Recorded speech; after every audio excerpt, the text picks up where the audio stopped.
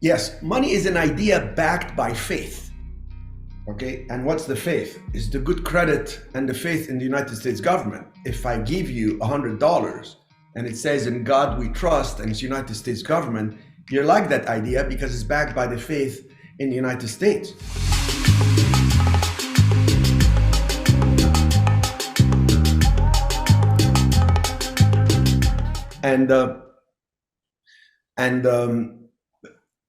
You know, if I'm trying to hand you some Zimbabwe money and it's 1 million currency of that what they have, it may be exchanged at a different rate today than tomorrow.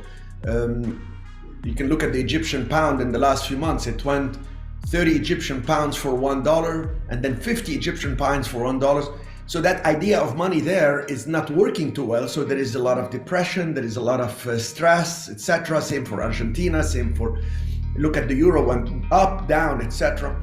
So I like dealing with US currency because it's the most stable currency. A lot of brouhaha and noise about it's not going to be the reserves of the world and all this. Let these people talk. They don't have an idea. Let them take a few trips around the world and come back here understanding. But the point here is, yes, money is an idea because I can negotiate something with somebody and I say, I'm going to give you 100,000 now. Why don't you carry a financing for so much and I'll get a loan for so much? It's all ideas, an exchange of ideas to find the win-win. And then why can I sell it at 3 million for 50 or 3 million 650? Where did that 200,000 came from? It came from the air. It came from a buyer wanting that building because he or she likes the location and what they're gonna do with it.